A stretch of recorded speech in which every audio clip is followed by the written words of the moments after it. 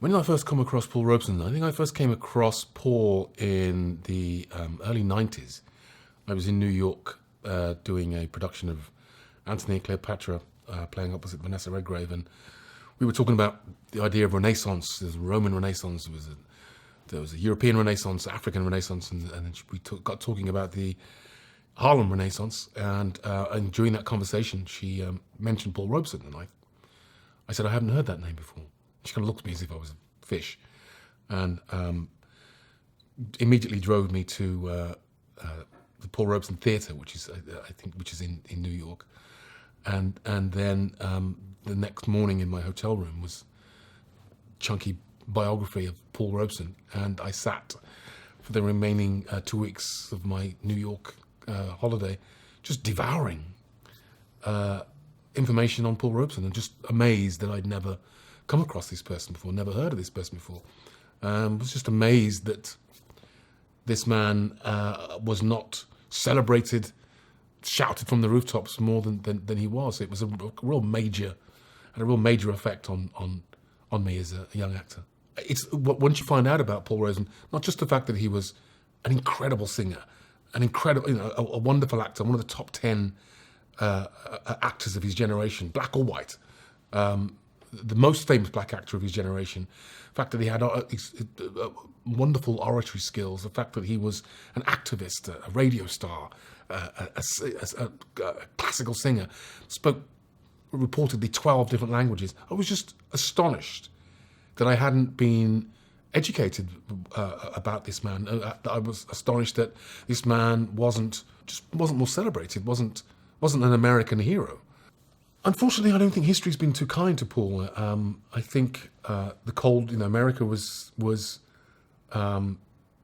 engaged in a Cold War with Russia after the Second World War, and Paul had once said that on stepping foot in Russia, that it was the first time he felt like a full human being. He felt more at home in Russia than he did in the United States of America. As I said, America was a deeply racist, deeply divided country. Their treatment of him was awful. Removed his passport, didn't allow him to sing, didn't allow him to perform, almost financially ruined him. And I think that it's a very ugly stain on America. And I think perhaps there's a lot of shame. And one would hope that eventually history begins to catch up with what an extraordinary person he is. Despite some of the more stereotypical roles that he was asked to play, particularly when he came to London, he still seemed to maintain a dignity, a presence, even when he was given roles where he was kind of the African king, and it was a very colonial. He was dealing with a very colonial film industry, particularly in England, and struggled throughout his career to play roles that he felt had some kind of, that reflected well on the African, reflected well on the African American, and particularly from people from Africa. So it was a kind of battle to forge a career, but also to play characters that had that innate dignity, had that sense of self-worth, and not many of those roles were being written. A movie such as Proud Valley really allowed him to not necessarily just be a black man, but to be a kind of a three-dimensional character. He had heart. He was a hero.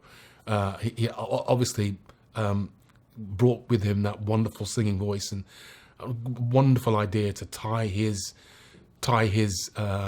skill with the Welsh miners, and an amazing story about the Welsh miners, how he came to hear about the Welsh miners, because Proud Valley is all about where he goes to Wales and becomes involved, works in a miner's pit, and becomes involved with the struggle to reopen a pit. And there had been an accident in this pit in Wales, and the rather overbearing owners of the pit had had closed the mine kind of in an attempt to break the union, and was basically starving the union people out.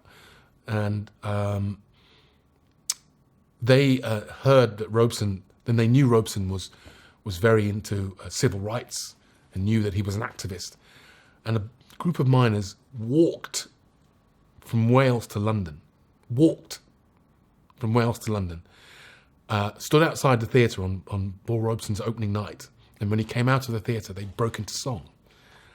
And Robeson, of course, heard these people singing and wandered over and said, "Who are you? Where are you from?" And they explained why they'd walked from Wales and what they were fighting against. And he immediately phoned around his friends in Hollywood, got barrels of food and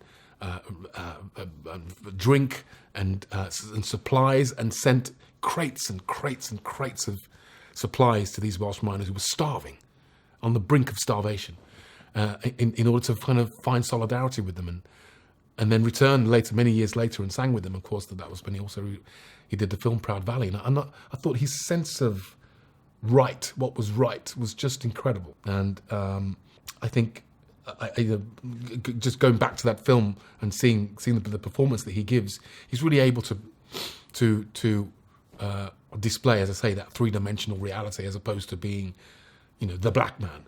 It's a character that he's playing, and that was a struggle throughout his life. But I think in Proud Valley he seemed to really nail it for me.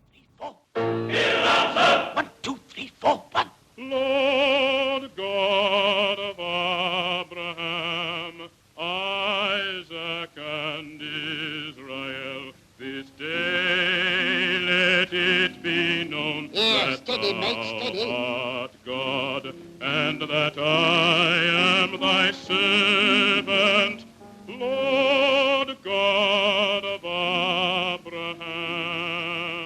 Hear me, Lord, and answer me, Lord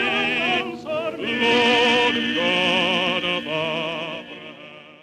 What I really like about it is that you get scripts these days, and people will say, "Oh, why is the character black?" Or you'll get an executive will say, why is this character black?